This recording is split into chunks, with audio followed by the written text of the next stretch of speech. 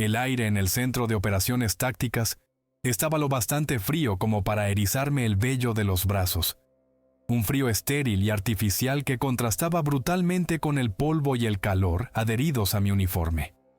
En la pared del fondo, una batería de monitores brillaba con la luz azul verdosa de las transmisiones por satélite y las imágenes de los drones. Ojos silenciosos en el cielo que vigilaban los picos escarpados del Hindú Kush. Capitán Marcus Cole, ese soy yo. Comandante del ODA 515. A mi lado, el sargento maestro Frank Bishop permanecía de brazos cruzados. Su rostro una máscara de piedra indescifrable tallada por 20 años de servicio. Era mi mano derecha, mi ancla y el mejor operador que había conocido. «Lo que tenemos», comenzó el analista de inteligencia apuntando con un láser a una imagen granulada en blanco y negro en la pantalla principal. «Es una brecha significativa en nuestro conocimiento». Se llamaba especialista Davis, un chico apenas con edad para comprar una cerveza en casa, pero sus ojos contenían la intensidad fatigada de alguien que pasaba 18 horas al día, cribando fantasmas digitales. El objetivo es un comandante de campo talibán, indicativo Mullah Isang, el mulá de las piedras. Se rumorea que está usando un valle en el distrito de Tantil para reagrupar a sus combatientes después de que los dispersáramos en el Pech. Bishop gruñó. «Los rumores no son buena inteligencia, especialista». «No, sargento maestro, no lo son», asintió Davis pasando a una nueva diapositiva. Era un mapa. Una representación topográfica detallada de la provincia, cuadriculada con curvas de nivel y anotaciones. Excepto por un lugar. Una forma irregular y oblonga que era simplemente blanca, vacía. Este es el problema. El valle no existe oficialmente en ningún mapa que tengamos. Ni en nuestros mapas satelitales modernos, ni en los antiguos levantamientos soviéticos que capturamos. Es un punto ciego cartográfico. Me incliné hacia adelante, apoyando los codos en la fría mesa de metal. ¿Cómo es eso posible? Geografía extrema, capitán, explicó Davis con la voz tensa por una fascinación académica. El valle está hundido entre 3 paredes montañosas escarpadas, a casi 1 kilómetro de profundidad. La entrada es un desfiladero estrecho y sinuoso que permanece en la sombra la mayor parte del día. Es efectivamente invisible desde las rutas orbitales estándar. Solo obtuvimos indicios de su existencia porque un dron Predator en tránsito a gran altitud pasó directamente por encima a la hora adecuada del día. Mostró otra imagen, una toma ligeramente más clara que revelaba lo que parecía un pequeño conjunto de edificios de adobe agrupados en el centro del valle.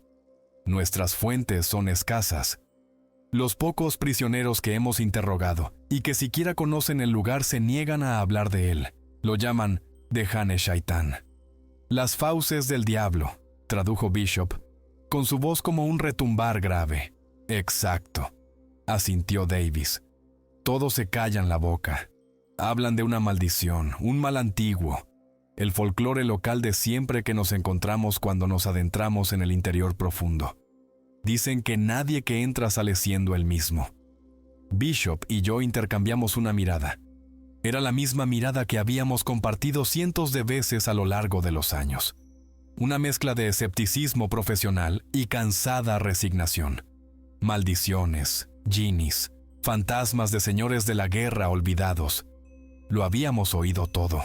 Normalmente, era una tapadera para un alijo de armas, el escondite de un objetivo de alto valor o un campo de amapolas que los locales no querían que encontráramos. La superstición era solo otra forma de camuflaje en este país. Así que el mulá de las piedras se esconde detrás de cuentos de miedo, dije, volviéndome hacia el mapa. Es una jugada inteligente. ¿Nuestra misión? Comencé, dirigiéndome a mi propio plan desplegado sobre la mesa. Es sencilla sobre el papel, caballeros. El ODA 515 llevará a cabo una misión de reconocimiento clandestino de 72 horas. Nos infiltraremos en helicóptero por la noche, aterrizando en la cresta de la montaña aquí. Toqué un punto con vistas al espacio en blanco. Estableceremos una posición de vigilancia. Identificaremos la fuerza, disposición y armamento del enemigo. Si Mulai Sang está allí, confirmaremos su ubicación y solicitaremos un ataque aéreo. O, si se presenta la oportunidad, nos prepararemos para una misión de acción directa. Entramos en silencio, permanecemos en silencio y nos vamos en silencio. Pensé en el equipo que me esperaba en la sala de preparación. 12 boinas verdes, lo mejor de lo mejor. El sargento de primera clase Bull Hendricks, nuestro especialista en armas pesadas, una montaña de hombre que podía cargar una ametralladora MK-48 y su munición como si fuera una carabina. Bull era tan sutil como un mazo, pero en un tiroteo, no había nadie a quien prefiriera tener a mi lado proporcionando fuego de supresión. Luego estaba el sargento de primera clase Sam Doc Holloway, nuestro médico. Donde Bull era una tormenta, Doc era el ojo tranquilo en su centro. Silencioso, metódico, con manos tan firmes como las de un cirujano y una mente que veía ángulos que nadie más veía. Y el sargento de Estado Mayor, Leo Sparky Garrett, nuestro especialista en comunicaciones, un chico larguirucho de Texas que podía fabricar un teléfono satelital funcional, con un rollo de alambre de cobre y una lata de frijoles a medio comer. Era nuestro salvavidas. De vuelta en la sala del equipo, Bishop realizaba las últimas comprobaciones. Su voz cortaba el bajo murmullo de los hombres que se preparaban para la guerra. Escuchen, esto no es una incursión de disparar y correr en una aldea cualquiera. Es una misión fantasma. Vamos a entrar en lo que los chicos de inteligencia llaman una zona denegada. Eso significa que no hay apoyo, ni caballería, ni nada. Lo único con lo que pueden contar es con el hombre a su izquierda y el hombre a su derecha. Observamos su cultura, respetamos su espacio a menos que nos fuercen la mano. Lanzó una mirada elocuente a Bull, que estaba ocupado colocando una nueva cinta de munición de 7,62 milímetros en su ametralladora. Bull se limitó a encogerse de hombros, con una sonrisa burlona en los labios. ¿Qué? Soy muy respetuoso. Pasamos la siguiente hora en el ritual de la preparación. Ajusté las correas de mi chaleco de combate, sintiendo el peso reconfortante de las placas de cerámica, asentándose sobre mi pecho y espalda. 80 libras de equipo. Todo mi mundo contenido en correas y bolsas. Alojé una bala en la recámara de mi M4A1, el chasquido metálico una oración familiar. Comprobé el funcionamiento de mi mira ACOG y el punto rojo del láser ANPEC 15 montado en el raíl. Frente a mí, Doc Holloway organizaba meticulosamente su botiquín médico, sus movimientos precisos y económicos. Lo vi guardar 3 unidades extra de plasma liofilizado y media docena más de torniquetes de los reglamentarios. Un nudo frío se me formó en el estómago. Doc era un pesimista por oficio, y sus preparativos siempre decían mucho. Mientras el crepúsculo se desangraba en una noche sin estrellas, el aire se llenó con el rugido rítmico y palpitante de 2 CH-47 Chinook, arrancando en la pista. Avanzamos en una columna silenciosa hacia las bestias que esperaban, nuestras botas crujiendo en la grava.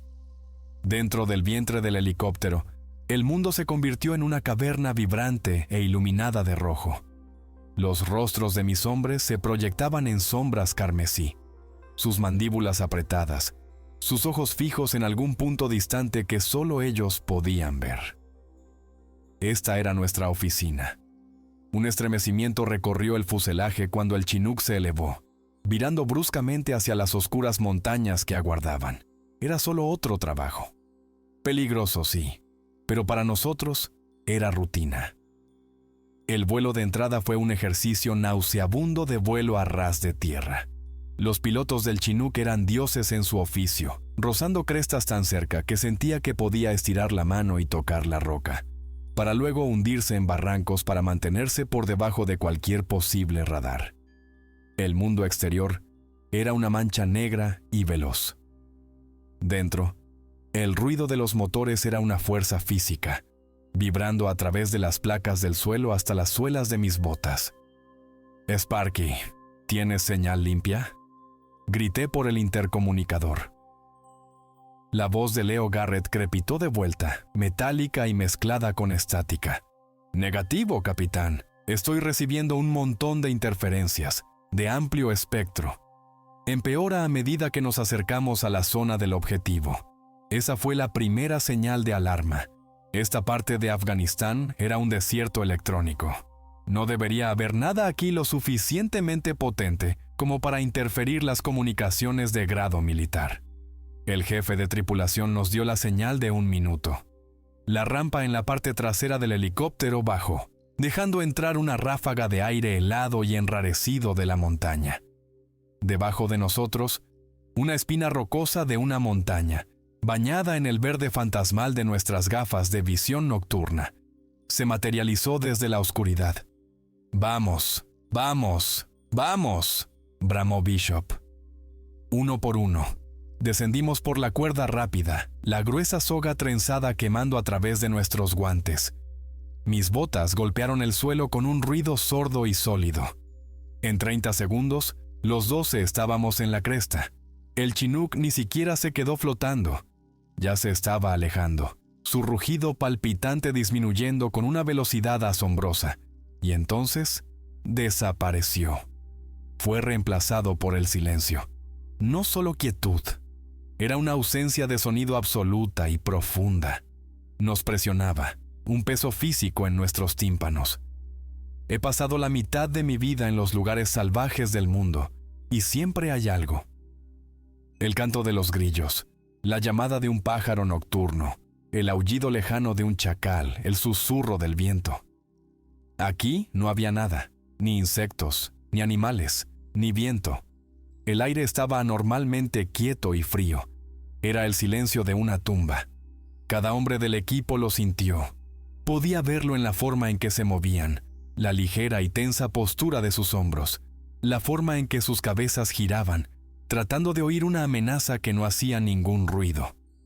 A través de mis GBN, el valle de abajo era un estanque de tinta líquida, un vacío sin luz tallado en el corazón de las montañas.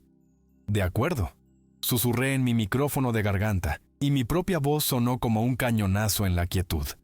«Vamos a movernos. Espaciado estándar. Cuiden sus pasos». El descenso fue traicionero. La pendiente era un ángulo empinado de 45 grados de pedregal suelto y roca fracturada. Usamos cuerdas de escalada para descender en rappel por las peores secciones, moviéndonos con el cuidado lento y deliberado de los montañistas. Cada piedra que se desprendía parecía una avalancha, deslizándose hacia la oscuridad con un sonido que parecía resonar por millas. El silencio nos volvía paranoicos, convirtiendo cada pequeño ruido en una declaración de nuestra presencia. Estábamos a mitad de camino cuando mi hombre de punta, el sargento Riley, se congeló. Levantó un puño cerrado, la señal universal de alto. Me acerqué a su posición con mi M4 preparado. «¿Qué pasa?», respiré. Señaló con el cañón de su rifle. Allí, enclavada en una pequeña alcoba de roca, había una estatua. Estaba tallada en algún tipo de piedra negra y no reflectante, tal vez basalto. Medía unos 4 pies de altura, una figura encorvada y demacrada que era parte hombre, parte bestia. Tenía los cuernos retorcidos de una cabra, pero sus extremidades eran grotescamente largas y delgadas, terminadas en garras. El rostro era una pesadilla de ángulos afilados y una boca abierta llena de dientes como agujas. Era un ídolo de algún tipo, pero no guardaba parecido con ningún arte local o iconografía religiosa que hubiera visto. Parecía antiguo, irradiando una palpable sensación de malevolencia, incluso en la oscuridad teñida de verde. Encontramos 3 más mientras descendíamos, cada una más deforme e inquietante que la anterior. Bull Hendricks gruñó, levantando la culata de su ametralladora. «Déjeme derribar esta basura pagana, Capi». «Negativo», espeté agarrando su brazo. «No tocamos nada. Somos fantasmas aquí, ¿recuerdas?». Refunfuñó, pero bajó su arma. Mi inquietud crecía. Esto no era Talibán, era algo completamente diferente. La voz de Doc Holloway llegó por las comunicaciones, baja y clínica. Capitán, no veo señales de vida animal. Ni huellas, ni excrementos, ni siquiera huesos o carroña. Es estéril. Tenía razón. El lugar estaba desprovisto de vida. Era como si el propio valle fuera un veneno que la vida misma evitaba instintivamente. Sparky, estado de las comunicaciones, ordené. Peor, señor, respondió Garrett con la voz tensa. Sigo perdiendo el enlace SATCOM por completo. Es como si algo estuviera bloqueando físicamente la señal. No debería ser posible con este equipo. Estábamos incomunicados, ciegos, sordos y solos. Finalmente llegamos al fondo del valle. Era una extensión plana y árida de tierra agrietada y escasos arbustos espinosos. En el centro, a menos de 1 milla de distancia, se encontraba el silencioso grupo de edificios que habíamos visto en la transmisión del dron. Una aldea. Barrí el área con mi visor térmico. Ninguna firma de calor, ningún guardia. Nada. Bishop y yo conferenciamos en susurros. Seleccionamos un lugar defendible para una posición de espera y observación. Una fisura profunda en la pared de roca a unas 100 yardas del fondo del valle, que ofrecía buena cobertura y una línea de retirada clara. «De acuerdo», dije al equipo. Bishop, toma a la mitad del equipo y establece el peo. Asegura el perímetro. Yo me llevo a Riley, Doc y Bull a un reconocimiento cercano de esa aldea. Quiero saber a qué nos enfrentamos antes de que salga el sol. Nos movimos en formación de cuña, las botas crujiendo suavemente sobre el suelo de grava. El silencio del fondo del valle era aún más opresivo que en la ladera. Las casas de adobe de la aldea se alzaban adelante, sus ventanas como las cuencas vacías de una calavera. El lugar parecía desierto, abandonado durante décadas. Pero entonces percibí un olor en el aire muerto. Era débil, pero inconfundible. Humo de leña y algo más debajo. Algo agrio y metálico, como sangre vieja. No estábamos solos. Nos agrupamos en la esquina del primer edificio, una estructura baja y sin ventanas hecha de adobe desmoronado. El olor era más fuerte aquí, una mezcla empalagosa de humo, cuerpos sin lavar y ese mismo regusto cobrizo. Di la señal. Riley y Bull fluyeron alrededor de la esquina con las armas en alto, mientras Doc y yo los cubríamos. El camino principal a través de la aldea estaba vacío. Silencio. Entonces, una puerta se abrió con un crujido. Un anciano emergió de una de las chozas, parpadeando lentamente a la luz de la luna. Era esquelético, su piel tensa sobre sus huesos como cuero seco. No llevaba más que un trozo de tela andrajosa alrededor de la cintura. Nos miró fijamente, no con miedo, sino con una curiosidad apagada y vacía. Luego, desde otras puertas, aparecieron más figuras, atraídas por alguna señal no pronunciada. Se materializaron como fantasmas desde las sombras, hombres y mujeres, jóvenes y viejos, todos compartiendo la misma quietud desconcertante. Su apariencia era impactante, incluso para soldados acostumbrados a las duras realidades de esta tierra. Muchos de ellos mostraban las claras marcas de profundos defectos genéticos.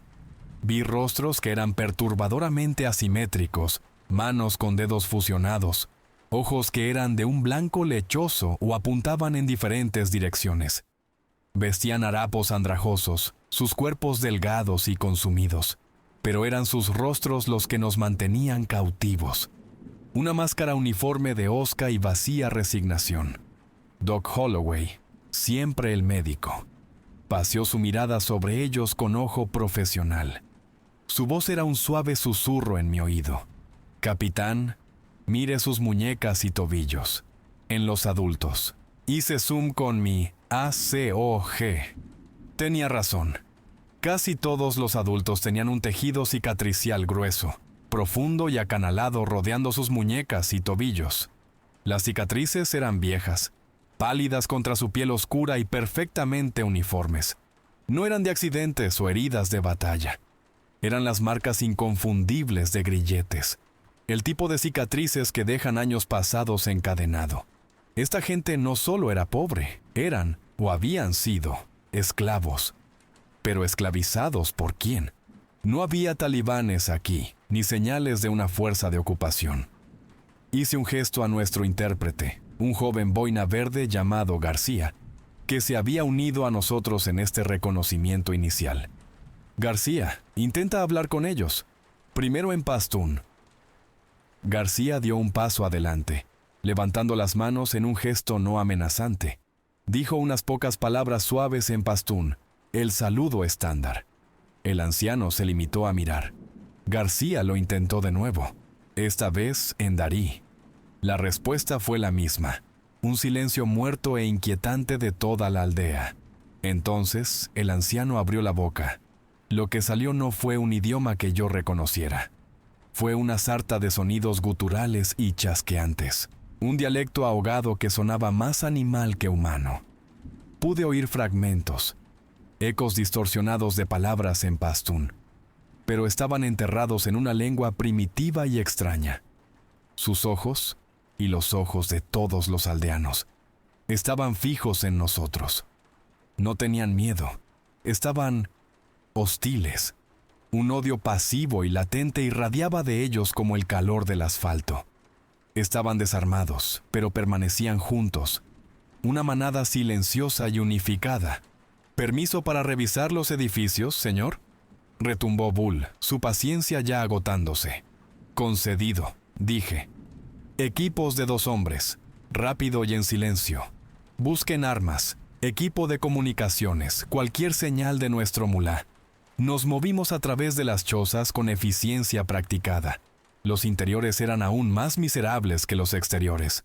Suelos de tierra desnuda, delgadas esteras para dormir hechas de hierba tejida y algunas vasijas de barro crudo eran el único mobiliario.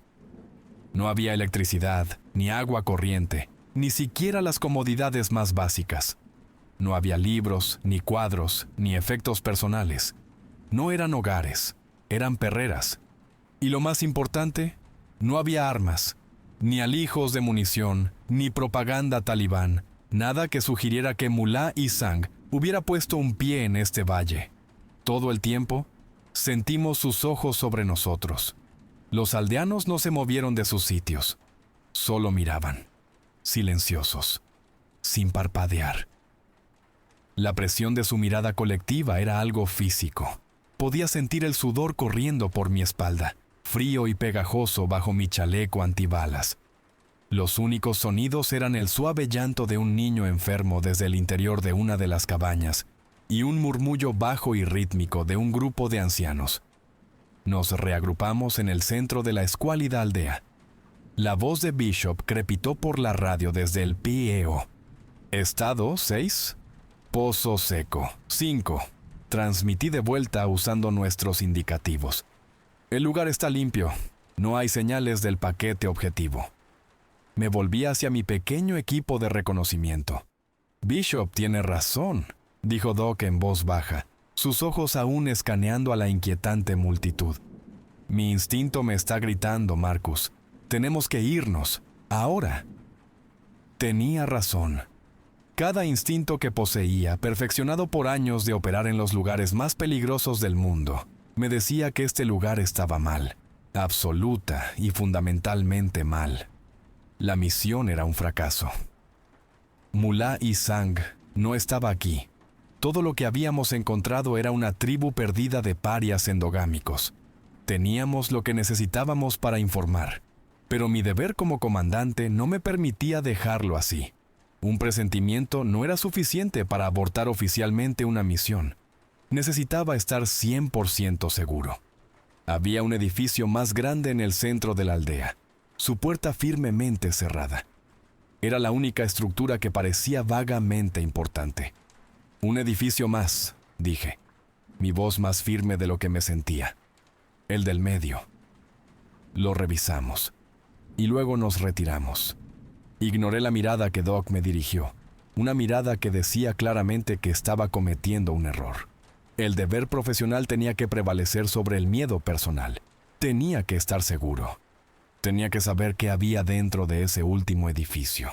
La paciencia nunca había sido el punto fuerte de Bull Hendricks. Veía el mundo en términos simples: amenazas y no amenazas, objetivos y obstáculos. Para él, toda esta aldea era un obstáculo frustrante, y los lugareños silenciosos y observadores eran una amenaza que no podía neutralizar. Su irritación había estado a fuego lento durante la última hora, y ahora se desbordó. «Yo lo revisaré», gruñó, sin esperar mi orden. Antes de que pudiera detenerlo, se dirigió hacia el edificio central y pateó la frágil puerta de madera, arrancándola de sus goznes. Se estrelló hacia adentro con un estruendo astillado que sonó como un disparo de rifle en el silencio absoluto. «Bull, maldita sea, ¡alto!», sisé, pero ya era demasiado tarde. Ya estaba dentro, la luz de su arma cortando una franja blanca y brillante a través de la oscuridad interior. Entré tras él, con Doc y Riley justo detrás de mí. El edificio era una única y gran sala, y claramente era algún tipo de salón comunal o lugar de culto. El aire estaba cargado con el olor a humo viejo, hierbas secas y algo más. Algo fétido, como carne rancia. En el centro de la sala, sobre un pedestal de piedra plano y grasiento, se alzaba un altar tosco. Estaba construido con el mismo basalto negro que los ídolos de la ladera de la montaña, dispuesto en un montón irregular y unido con lo que parecía barro seco y huesos de animales. Sobre el altar descansaba un extraño artefacto en forma de espiral, hecho de un metal oscuro y deslustrado que no reconocí. Agrupados alrededor de la base, había manojos de hierbas disecadas y manchas oscuras y escamosas que solo podían ser sangre vieja. Bull lo miró por un segundo, con el labio curvado en disgusto. «¿Qué demonios es esta basura pagana?», murmuró. Sin pensarlo 2 veces, echó hacia atrás su pesada bota de combate y pateó el altar con toda su considerable fuerza. La estructura explotó. Piedras negras y huesos amarillentos resonaron por el suelo de tierra. El artefacto de metal rodó hacia un rincón oscuro con un clangor sordo. Fue un acto de pura y frustrada profanación, y fue la chispa que encendió el polvorín. En ese preciso momento, el anciano, el primer aldeano que habíamos visto, irrumpió en la sala. Sus ojos vacíos ahora ardían con un fuego impío. Agarraba un bastón largo y nudoso, y vi con una sacudida que estaba rematado con el mismo símbolo metálico en espiral que había estado en el altar. Lanzó un chillido, un sonido que no era humano. Era un grito agudo y penetrante de pura rabia y agonía, un sonido que me raspó el interior del cráneo. Se abalanzó, no hacia mí ni hacia los otros soldados armados, sino directamente hacia Bull. Bull, sorprendido pero no inmutado, simplemente lo empujó. El anciano era tan ligero como un saco de leña. Salió volando hacia atrás y se desplomó contra la pared del fondo, su bastón cayendo a su lado con un ruido metálico. Pero el grito del anciano había sido una señal. Toda la aldea, que había estado pasiva e inmóvil, estalló en movimiento. Un gruñido bajo y gutural se elevó de docenas de gargantas a la vez. Se abalanzaron hacia adelante, abarrotando la entrada, una masa sólida de cuerpos. No atacaron, ni con puños ni con armas. Simplemente se quedaron allí, hombro con hombro, bloqueando nuestra salida. Sus ojos, todos fijos en nosotros, brillaban con una intensidad nueva y aterradora. Su hostilidad pasiva se había convertido en una amenaza activa y depredadora. «¿Qué has hecho?», le espeté a Bull, agarrándolo por la parte delantera de su chaleco y empujándolo hacia atrás. «Tu trabajo es seguir órdenes, no jugar al maldito fútbol con santuarios locales. Acabas de poner a todo este equipo en el punto de mira». La voz de Bishop, aguda y urgente, llegó por la radio. 6. ¿Cuál es su estado? Estoy viendo movimiento por toda la aldea. Tenemos una situación, respondí con la voz tensa. Bull los ha provocado. Nos están acorralando. Intenté calmar la situación, levanté las manos, con las palmas hacia afuera, y hablé lentamente en inglés. esperando que el tono transmitiera paz. No tuvo ningún efecto. El bajo gruñido de la multitud solo se intensificó. El anciano se estaba moviendo, poniéndose lentamente en pie, sus ojos ardiendo con un odio antiguo y profundo. La noche caía rápidamente, los últimos vestigios del crepúsculo desapareciendo detrás de las altas paredes del valle. Estábamos perdiendo la luz, perdiendo el control y perdiendo el tiempo. Mi mente corría a toda velocidad. Éramos 4 hombres dentro de un edificio con la única salida bloqueada por una turba hostil. Nuestra misión principal estaba comprometida. Mis hombres estaban en peligro. El cálculo profesional era simple y brutal. «Nos vamos», anuncié, mi voz cayendo en el tono plano y frío de mando. «Nos vamos ahora». Empujé a Bull para pasar. «Riley, conmigo. Doc, tú y Bull cubren nuestra retaguardia. Vamos a abrirnos paso. No disparen a menos que les disparen. Usen las culatas de sus rifles. Empújenlos. No vamos a empezar una masacre.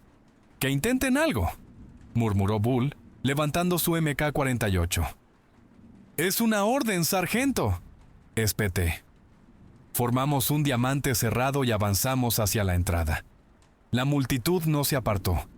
Se apretujaron, su aliento fétido bañándonos. Sus manos, algunas de ellas palmeadas y deformes, manoseaban nuestro equipo. Avanzamos, apartándolos. Eran sorprendentemente fuertes, sus cuerpos enjutos llenos de una energía tensa y odiosa. Fue como vadear un mar de zombies. Finalmente logramos salir por la puerta y al aire libre, con la turba pululando a nuestro alrededor pero sin llegar a atacar. «De vuelta al PEO», ordené. «Muévanse». Comenzamos una retirada táctica, caminando hacia atrás, con nuestros rifles apuntando a la multitud silenciosa y amenazante que nos siguió a cada paso. Nos siguieron fuera de la aldea y a través del árido fondo del valle. Una procesión silenciosa y odiosa bajo la luna creciente. No les dimos la espalda hasta que estuvimos trepando por las rocas hacia la seguridad de nuestra posición defensiva previamente planeada. En el momento en que estuvimos dentro de la fisura, la tensión se rompió. Los hombres se apresuraron a sus posiciones, sus movimientos agudos y económicos. La sensación de estar expuestos en el fondo del valle se había ido, reemplazada por la sombría seguridad de la roca sólida a nuestras espaldas. «Establezcan el perímetro», ladró Bishop, su voz cortando la neblina de adrenalina. «Sparky, saca esas Claymore. Puestos de centinela en las entradas norte y sur. Quiero campos de tiro entrelazados». En cuestión de minutos, nuestra pequeña fisura de roca se transformó en una fortaleza en miniatura. Se colocaron minas M18A1 Claymore en las principales vías de aproximación, sus cables de trampa apenas visibles en la oscuridad. Se instalaron bengalas de señalización en cables delgados, extendidos a través de los huecos más estrechos. Cada hombre conocía su trabajo, su sector de fuego. La energía frenética de la retirada se asentó en la fría y concentrada preparación de una unidad que se prepara para un asedio. Entonces, me volví hacia Bull. Me puse cara a cara con él, mi voz un gruñido bajo y furioso. «¿En qué demonios estabas pensando, sargento? Ha comprometido la misión. Ha puesto en peligro a este equipo. Tu trabajo es seguir mis órdenes al pie de la letra, no ir en una cruzada personal contra cada montón de rocas que te ofende. ¿Está claro?» El rostro de Bull estaba sombrío en la oscuridad. Tuvo la decencia de parecer avergonzado. «Era solo un montón de huesos, Capi. No pensé que...» «Ese es el punto», intervino Bishop, su voz como grava. «No te pagan para pensar. Te pagan para hacer lo que el capitán te dice. Ese tipo de estupidez indisciplinada hace que la gente muera. ¿Entendido?» «Sí, sargento maestro», murmuró Bull, mirando al suelo. Los dejé y me acerqué a Sparky, que estaba encorvado sobre su terminal SATCOM, con el ceño fruncido. «¿Algo?», pregunté. «Es un milagro que esté recibiendo algo, señor», dijo sin levantar la vista. «La señal es basura. Pero tengo una ventana débil. Necesitamos informar ahora. Me arrodillé a su lado y tomé el microteléfono. Pulsé el micrófono. Code Phoenix. Aquí, ODA 515. Cambio. La estática siseó de vuelta. Luego, una voz débil. 15. Envíe su tráfico. Cambio. Code. Se informa que la ubicación del objetivo es negativa para el paquete objetivo indicado. Repito, negativo Mulá y Sang. Dije, eligiendo mis palabras con cuidado. No iba a mencionar valles malditos y aldeanos deformes por un canal no seguro. Sonaría como si estuviera perdiendo la cabeza. Se encontró población local. No combatiente, pero mostrando hostilidad extrema. La situación es estable. Mantendremos nuestro puesto de observación hasta las 0600 horas y esperaremos extracción. Cambio. Recibido 515. Mantenga PO. Informe cualquier cambio. COT. Fuera. La señal murió. Estábamos solos hasta la mañana. Miré hacia el valle. Los aldeanos se habían retirado a sus chozas. El valle se sumergió de nuevo en ese silencio profundo y antinatural. Pero ahora, no estaba simplemente vacío. Se sentía expectante, como un depredador conteniendo la respiración. Nos acomodamos en una rutina. 2 hombres de guardia, el resto tratando de dormir algo, aunque dudaba que alguien pudiera. La tensión era un ser vivo en nuestro pequeño campamento, el 13º miembro del equipo. Me senté con la espalda contra la roca fría, mi rifle sobre mi regazo, observando la aldea. Mi mente repasaba los eventos de las últimas horas, las cicatrices, el lenguaje gutural, la rabia fanática cuando Bull pateó ese altar. Nada de eso encajaba. Esto no era un encuentro enemigo estándar, era otra cosa. Fue alrededor de las 0200 horas cuando el sargento Riley me despertó sacudiéndome. Estaba de guardia en el borde norte de nuestra fisura. «Capitán, tiene que ver esto», susurró con la voz tensa por la alarma. Me arrastré hasta su posición y Bishop se unió a mí un momento después. Levanté mis binoculares y miré a través del mundo teñido de verde de mi visión nocturna. En el centro de la aldea, donde habíamos estado apenas unas horas antes, una luz crecía. Un fuego. No una pequeña fogata para cocinar, sino una hoguera. Las llamas saltaban 20, 30 pies en el aire, proyectando sombras parpadeantes y distorsionadas contra las paredes de adobe. Había figuras reuniéndose a su alrededor. Toda la aldea. Mi sangre se heló. No se estaban preparando para dormir. Se estaban preparando para algo. «¿Qué están haciendo?», murmuró Bishop a mi lado. «No lo sé», dije. «Pero vamos a averiguarlo». Un riesgo calculado se formó en mi mente. Era imprudente, pero quedarse aquí y esperar lo que fuera que viniera parecía aún más peligroso. «Bishop, tienes el mando aquí. Mantén la seguridad del perímetro. Alerta máxima. Si algo se mueve hacia esta posición, abres fuego con todo lo que tienes», ordené. Me llevo a Hendrix, Riley y Doc. Vamos a bajar de nuevo. Necesitamos ver qué es esto. Bull me miró. Una pregunta en sus ojos. «¿Me lleva a mí, señor?» «Tú empezaste esto, sargento», dije con voz dura. «Vas a ayudarme a terminarlo». Nos deslizamos fuera del peo como espectros, bajando por la pendiente, usando las sombras profundas como cobertura. Nos arrastramos hasta estar a 200 yardas de la aldea, encontrando refugio detrás de un revoltijo de grandes rocas. Desde aquí, teníamos una vista clara y sin obstrucciones del fuego y la extraña ceremonia que se desarrollaba a su alrededor. El espectáculo que nos recibió era algo sacado de los rincones más profundos y oscuros de la pesadilla de un loco. Toda la población de la aldea estaba reunida en un amplio círculo alrededor de la rugiente hoguera. No hablaban, cantaban.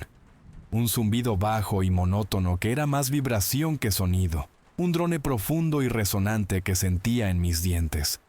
El aire, ya quieto, parecía volverse pesado, cargado de una extraña energía.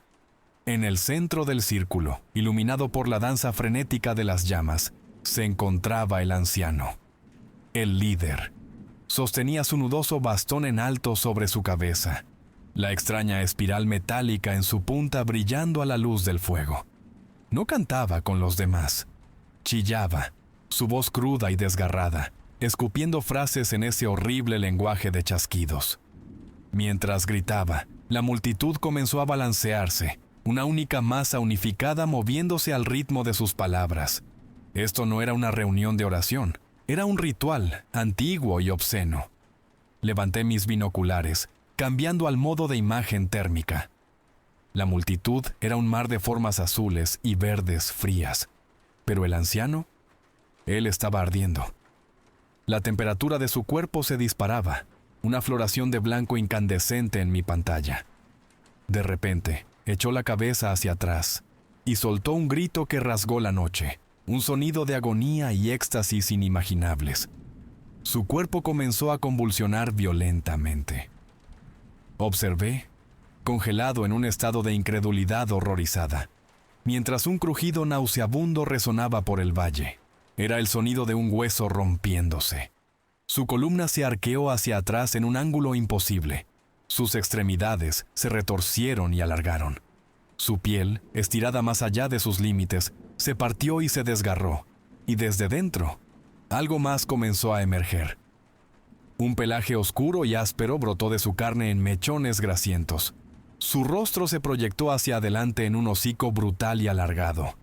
Sus dientes crecieron hasta convertirse en colmillos que rasgaron sus propios labios. De su cráneo, 2 cuernos gruesos y curvos se abrieron paso a través de su cuero cabelludo con un sonido húmedo y desgarrador. En el lapso de 10 segundos, el frágil anciano había desaparecido. En su lugar se erguía un monstruo. Era inmenso, fácilmente de 8 pies de altura, un gigante descomunal de músculos anudados y pelaje enmarañado. Sus ojos ya no eran humanos. Eran 2 ascuas gemelas de un odio rojo y ardiente que brillaban en la oscuridad. «Capitán, ¿qué demonios es eso en el nombre de Dios?», susurró Bull en su micrófono, su voz temblando por primera vez desde que lo conocía. No pude responder. Mi mente se esforzaba por encajar lo que estaba viendo en algún marco racional. ¿Un hombre con un disfraz? ¿Gas alucinógeno del fuego? No servía de nada. La evidencia de mis propios ojos era irrefutable. Estaba viendo a un hombre transformarse en un monstruo de una pesadilla infantil. La criatura recién formada, el Alfa, soltó un rugido ensordecedor que sacudió las mismas rocas tras las que nos escondíamos. Era un sonido de pura dominación primordial. Levantó el bastón, que ahora parecía imposiblemente pequeño en su mano masiva y con garras, y lo apuntó a los aldeanos más cercanos al fuego. Un pulso de luz pálida y enfermiza, apenas visible a simple vista, salió disparado del símbolo metálico y golpeó a 3 de ellos. Inmediatamente comenzaron a gritar y a convulsionar. La misma horrible transformación se apoderó de ellos. Los huesos se rompieron, la piel se rasgó y sus formas humanas fueron violentamente rehechas en formas monstruosas. Se convirtieron en versiones más pequeñas del Alfa, todavía grandes y de complexión poderosa, pero claramente subordinados. Eran hombres lobo, por falta de una palabra mejor, pero retorcidos y equivocados, más insectoides y caprinos que caninos. El Alfa luego se movió a través de la multitud, apuntando con su bastón, infectando a más y más de su rebaño. Uno por uno, los aldeanos fueron consumidos por la agonizante metamorfosis. El aire se llenó con los sonidos de huesos rompiéndose, carne desgarrándose y chillidos inhumanos de dolor, que rápidamente se convirtieron en gruñidos y rugidos bestiales.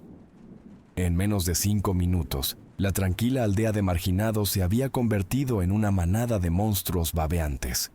Se quedaron jadeando alrededor del fuego, sus nuevos cuerpos echando vapor en el aire frío de la noche. Y entonces, como uno solo, todos se detuvieron. Cada una de las cabezas monstruosas se giró bruscamente en nuestra dirección. Sus ojos rojos y brillantes atravesaron la oscuridad y se fijaron directamente en nuestra posición. No nos habían visto, nos habían olido o sentido. El viento no había cambiado, simplemente Lo sabían. El alfa soltó otro rugido, esta vez una orden clara. Un terror helado, más frío que cualquier miedo que hubiera conocido en cualquier campo de batalla, me invadió. Esto no era una aldea, era un nido. Y Bull no solo había pateado su altar, había pateado el avispero. ¡Atrás!, grité en la radio, mi calma profesional destrozada.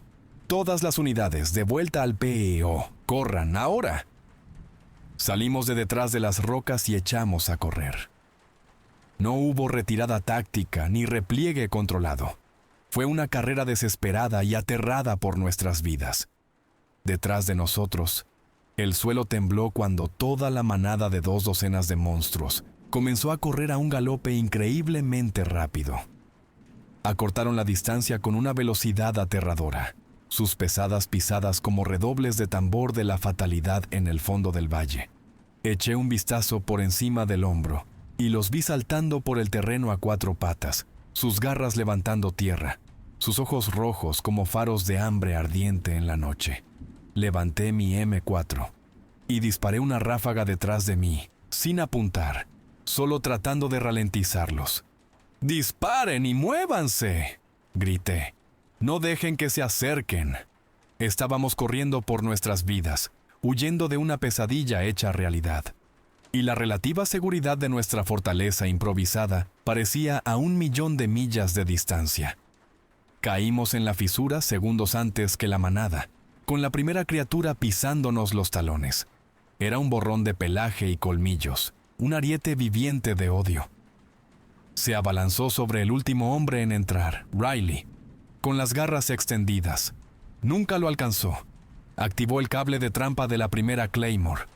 ¡Boom! La mina estalló, enviando un abanico de 700 bolas de acero hacia adelante a velocidad hipersónica. El destello blanqueó momentáneamente el mundo, y la criatura fue simplemente triturada, su mitad delantera disolviéndose en un rocío de sangre negra y vísceras. La onda expansiva me lanzó hacia adelante sobre el suelo rocoso. ¡Abran fuego!, rugí, poniéndome en pie de un salto. La noche explotó. Nuestro pequeño campamento se convirtió en un volcán de violencia controlada. Las ametralladoras M240 de Bishop y la MK-48 de Bull abrieron fuego, su martilleo pesado y rítmico sacudiendo mis huesos. Los secos chasquidos de los M4 se unieron al coro, escupiendo trazadoras que surcaban la oscuridad como avispones rojos enfurecidos. La primera oleada de monstruos que se vertió en el estrecho acceso a nuestra posición fue recibida con un muro de plomo. Murieron, pero no murieron fácilmente. Observé con horror cómo una de las bestias más pequeñas recibía 3, 4, 5 disparos en el pecho de mi M4 y seguía avanzando, su impulso apenas frenado. Tropezó, pero sus piernas siguieron moviéndose, sus ojos rojos fijos en nosotros con un propósito resuelto. La voz de Doc Holloway, tranquila y clara incluso sobre el estruendo de la batalla, cortó las comunicaciones. «Al centro de masa no funciona. Apunten a la cabeza. Estas cosas tienen algún tipo de regeneración hiperacelerada». Tenía razón. Vi a otro recibir una ráfaga en el torso. Las heridas humearon y chisporrotearon, la carne visiblemente cociéndose a sí misma incluso mientras cargaba. Cambié mi puntería. Puse el punto rojo de mi ACOG en su cabeza y apreté el gatillo 2 veces. La primera bala atravesó su cráneo. La segunda le voló la parte posterior de la cabeza en una lluvia de sangre y sesos. Cayó como una piedra. Estaban aprendiendo. Dejaron de cargar a ciegas hacia la zona de muerte. Empezaron a usar las rocas y las sombras como cobertura, moviéndose con una inteligencia aterradora y coordinada. Nos estaban flanqueando, buscando debilidades en nuestro perímetro. Uno de ellos, un bruto masivo, segundo en tamaño solo al alfa, saltó por encima de una roca que habíamos pensado que era demasiado alta para escalar. Aterrizó justo en medio de nuestro nido de ametralladoras del sur. El artillero gritó mientras las garras desgarraban su equipo. Bull Hendricks soltó un bramido de rabia sin palabras, dejó caer su propia ametralladora y cargó. Se enfrentó a la criatura de frente, una colisión de dos titanes. Bull no estaba armado con un rifle. Sacó el enorme cuchillo de combate de su chaleco y lo hundió profundamente en el cuello del monstruo, una y otra vez, rugiendo con cada puñalada. La criatura se debatió, sus garras abriendo profundos surcos en el chaleco antibalas de Bull, pero el hombretón aguantó, retorciendo la hoja, hasta que el monstruo finalmente quedó flácido y se derrumbó sobre él. Desde mi posición, tenía una vista ligeramente elevada del campo de batalla. Estaba disparando, recargando, disparando de nuevo. Mis movimientos un borrón de memoria muscular. Pero una parte de mi mente, la parte del comandante, analizaba frenéticamente el caos. Lo vi entonces. El alfa, el original. No estaba en el fragor de la lucha. Estaba de pie en un afloramiento rocoso a unas 300 yardas de distancia, parcialmente silueteado contra la luna. No estaba atacando, estaba dirigiendo. Lo vi hacer un gesto con una mano con garras. Y un grupo de 5 monstruos se separó del asalto principal y comenzó a escalar la pared del acantilado a nuestra izquierda, tratando de situarse por encima de nosotros. Ocasionalmente soltaba un rugido agudo y ladrante, y la manada cambiaba sus tácticas, un asalto perfectamente orquestado. No eran solo bestias, eran soldados, y él era su general.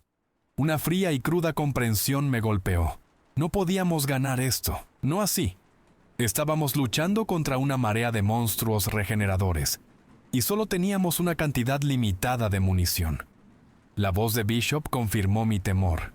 Estaba justo a mi lado, alimentando una nueva cinta en su M240. Capi, estamos quemando munición a un ritmo de locos. 20 minutos más de esto, y estaremos lanzando piedras. Tenía razón. Íbamos a ser arrollados y despedazados en este barranco olvidado de Dios. No podíamos luchar contra el ejército, pero quizás, solo quizás, podríamos matar a su rey. El plan que se formó en mi mente era desesperado, casi suicida, pero era el único que teníamos. La adrenalina es algo extraño. En el corazón del caos, puede concederte un momento de claridad perfecta y gélida. La cacofonía de la batalla, el rugido de nuestras armas, los gruñidos de las bestias, los gritos de los heridos, se desvaneció en un zumbido sordo de fondo. Todo lo que podía ver era al alfa, de pie en su percha, dirigiendo su guerra impía. Él era el cerebro. Nosotros solo luchábamos contra las garras. «¡Bishop! ¡Bull!», grité en mis comunicaciones, la transmisión cortando el ruido. «¡Necesito un muro de fuego! Sector 2-0. Denme todo lo que tengan. Supriman el asalto principal. Finch, ¿vienes conmigo?».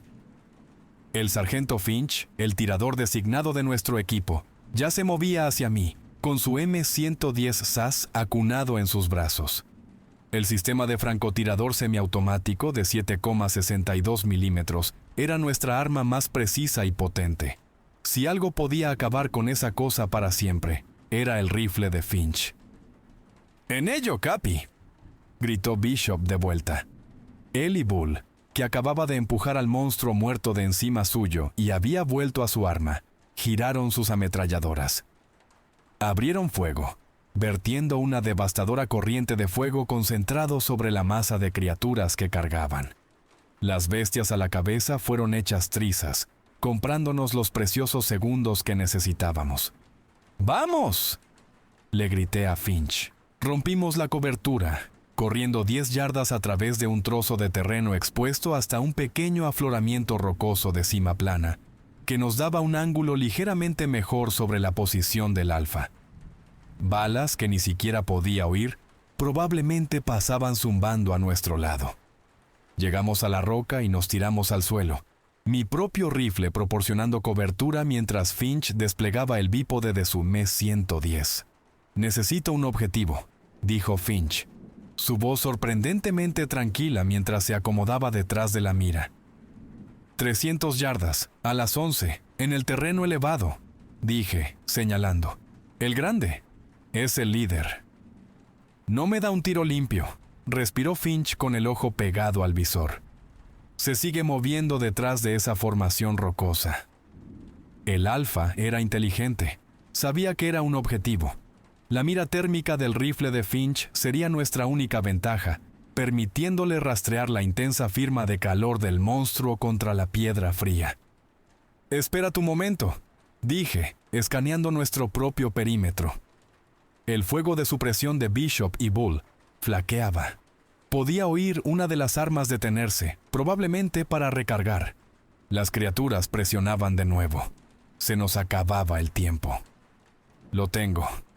Estabilizando», murmuró Finch. Vi al Alfa salir de detrás de la roca, levantando la cabeza para soltar otra orden. Esa era la oportunidad. El chasquido del M-110 fue agudo y distinto, un bisturí en una sinfonía de mazos. Vi un trozo de roca astillarse justo al lado del hombro del Alfa. Un fallo. No, un impacto. La criatura se tambaleó, agarrándose el hombro, y soltó un grito de pura furia. Y entonces sucedió algo increíble.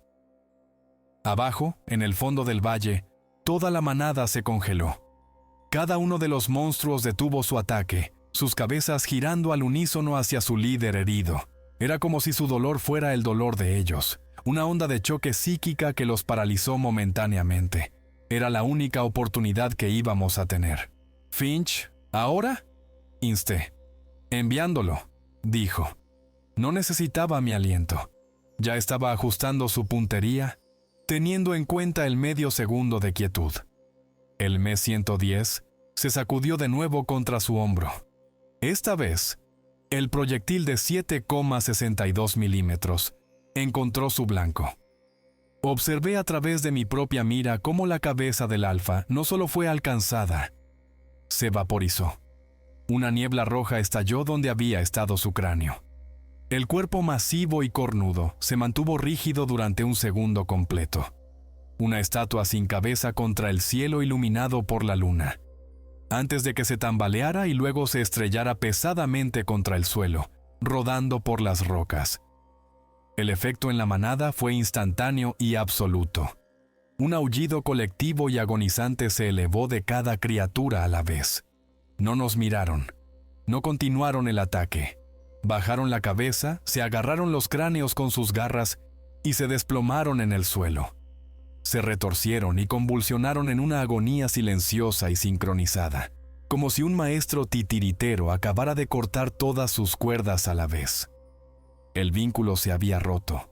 La mente colmena estaba muerta. El valle volvió a quedar en silencio, pero este era un silencio diferente. No era la quietud muerta y vacía de antes. Era el silencio de un campo de batalla después de que cesa la lucha, espeso con el olor a cordita, metal caliente y sangre.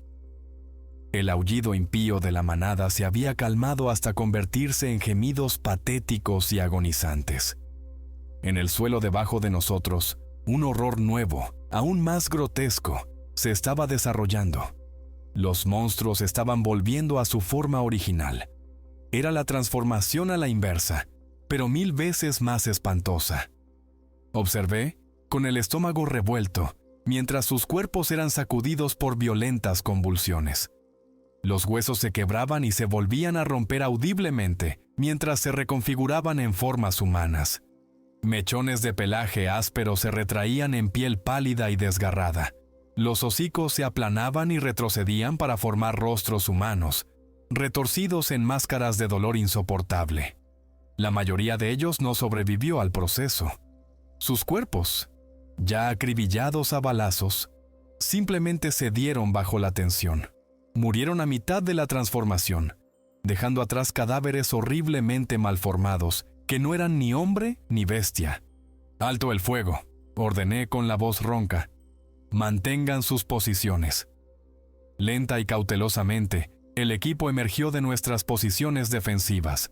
Nos movimos a través del campo de cuerpos, dando un último disparo a cualquier cosa que aún se moviera. La adrenalina se desvanecía, dejando atrás un agotamiento hasta los huesos y una profunda sensación de shock. Mi mente luchaba por procesar la pura surrealidad de lo que acabábamos de combatir y matar. Dirigía un pequeño grupo, Bishop, Doc Holloway y yo, hacia el afloramiento rocoso donde había caído el Alfa. Encontramos el cuerpo en la base de las rocas. Había vuelto casi por completo a la forma del anciano, su cuerpo frágil y desnudo ahora acribillado con las horribles heridas de salida de la bala de Finch. Su cabeza era una ruina, el cráneo destrozado en un espantoso mosaico de hueso y materia cerebral. Nos quedamos de pie sobre él, las luces de nuestras armas cortando conos de blanco en la oscuridad. Había terminado. Habíamos sobrevivido. «Señor, mire», jadeó de repente Doc Holloway, su voz aguda con un nuevo tipo de alarma. Señaló con un dedo tembloroso la cabeza destrozada del cadáver. Seguí su luz. Allí, anidado en la materia gris pulposa del cerebro del anciano, algo se movía. Lenta, débilmente, una criatura se arrastraba fuera de los restos del cráneo. Era del tamaño del puño de un hombre, una cosa pálida, parecida a una babosa, que brillaba húmedamente bajo nuestras luces. Parecía una versión de pesadilla de un pulpo, con un cuerpo pulsante y translúcido, y un grupo de tentáculos delgados y retorcidos donde debería estar su boca. No tenía ojos, ni rasgos discernibles, solo una masa temblorosa de biología alienígena. La bala de Finch debió de rozarla, porque se movía con una debilidad dolorosa y lenta, sus tentáculos contrayéndose espasmódicamente mientras se arrastraba sobre la roca fría. Esta era la fuente, no el hombre, esta cosa. Era un parásito, un controlador. El mulá de las piedras nunca fue un hombre, era esto. Los aldeanos no eran una tribu perdida, eran anfitriones, un rebaño. Una parte fría y clínica de mi cerebro tomó el control, superando la repulsión. «No dejen que muera», ordené con voz cortante. «Y por el amor de Dios, no lo toquen». Rebusqué en mi mochila, mis manos temblando ligeramente. Encontré lo que buscaba, un contenedor vacío e impermeable que usábamos para las baterías de repuesto de la radio. Era hermético. Me arrodillé usando el cañón de mi rifle para empujar suavemente a la criatura pulsante dentro del tubo de plástico. Se retorció débilmente al contacto con el metal. Enrosqué la tapa con fuerza, sellándola dentro. Me puse de pie, sosteniendo el contenedor. En mi mano, sostenía lo imposible. El equipo se reunió a mi alrededor, sus rostros pálidos y demacrados bajo el duro resplandor de sus linternas. 2 de mis hombres habían sufrido heridas leves, cortes y contusiones de la pelea con la criatura en nuestro campamento. Nuestra munición estaba casi completamente agotada, y a nuestro alrededor yacían los cuerpos de 2 docenas de aldeanos, sus formas retorcidas un testimonio de la locura de la noche. Miré el contenedor, la forma pálida que se retorcía débilmente dentro. Comprendí entonces que este incidente ya no era un asunto militar. Era algo completamente diferente. Habíamos tropezado con una guerra que no sabíamos que estábamos librando, contra un enemigo que no podíamos comprender. Puse a Sparky al teléfono satelital. La interferencia había desaparecido. El aire era cristalino. Mi voz era anormalmente tranquila mientras contactaba con el COT. Existen protocolos para situaciones que se desvían tanto que se salen del mapa de la guerra normal. Rara vez los usamos. Nunca pensé que lo haría. COT Phoenix, aquí ODA 515. Se informa que estoy declarando un evento de lanza rota. La radio permaneció en silencio durante 10 segundos completos. Lanza rota, un arma nuclear perdida o comprometida. No era exacto, pero era el único protocolo que transmitía la magnitud pura de la situación y garantizaba la respuesta que necesitaba. «Espere, 515», dijo finalmente la voz al otro lado. Toda la calma procedimental desaparecida, reemplazada por puro shock. «Negativo, COT», continué, mi voz como el hielo. «También estoy informando de un posible peligro biológico de clase 4. Repito, peligro biológico de clase 4. Requerimos extracción inmediata y de prioridad 1 para todo el equipo y estoy solicitando formalmente un equipo de contención y limpieza QBRN, químico, biológico, radiológico, nuclear, en nuestra ubicación. Acuse recibo. No necesité explicar más. Esas palabras clave eran llaves para una puerta que acababa de derribar a patadas. Había saltado toda la cadena de mando local y ahora estaba hablando directamente con un nivel mucho más alto y oscuro del aparato militar. La espera del sol fue la mañana más larga de mi vida. Reunimos a nuestros heridos y consolidamos nuestra posición, pero nadie se relajó. Nadie habló de lo que habíamos visto. El trauma compartido era demasiado nuevo, demasiado crudo. Simplemente nos sentamos allí, limpiando nuestras armas con movimientos mecánicos e irreflexivos, observando cómo el cielo del este pasaba lentamente del negro a un púrpura amoratado. El amanecer, generalmente un símbolo de esperanza y seguridad, no trajo consuelo. Solo sirvió para iluminar el horror completo de la carnicería que nos rodeaba. Justo después del amanecer, los oímos. Helicópteros. Pero el sonido era incorrecto. No era el pesado y familiar womp womp de los Chinook o Black Hawks del ejército. Era un ritmo más agudo, más rápido, más amenazante. 2 helicópteros negros y elegantes, sin ninguna marca de identificación, irrumpieron en el valle y aterrizaron en una tormenta de polvo. Las rampas bajaron y desembarcaron hombres. No eran soldados. Llevaban monos negros y sin rasgos distintivos, y sus cabezas estaban encerradas en cascos con visores ahumados. Portaban armas que no reconocí, y se movían con una eficiencia silenciosa e inquietante. Eran los limpiadores.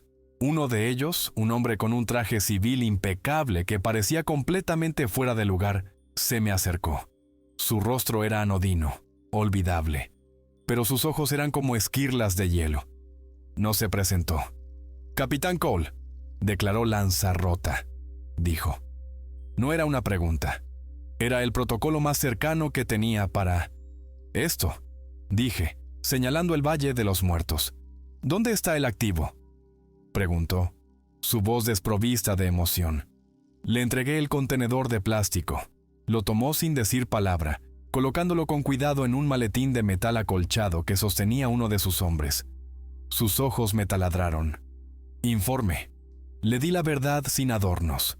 Los ídolos, los aldeanos, el altar, la transformación, el alfa, el parásito. No omití nada. Escuchó sin un ápice de expresión, sin sorpresa, sin incredulidad. Era como si estuviera describiendo un motor defectuoso. Cuando terminé, simplemente asintió. «Su servicio es apreciado, capitán». Luego vino el papeleo. Todo mi equipo fue llamado, y bajo la atenta mirada de los hombres de negro, nos vimos obligados a firmar una pila de documentos. Juramentos de seguridad nacional, acuerdos de no divulgación tan densos y amenazantes que hacían que nuestras autorizaciones estándar parecieran una solicitud de tarjeta de biblioteca. El castigo por decir una palabra de lo que sucedió aquí no era solo la prisión, era ser borrado. Nos dieron nuestra nueva historia.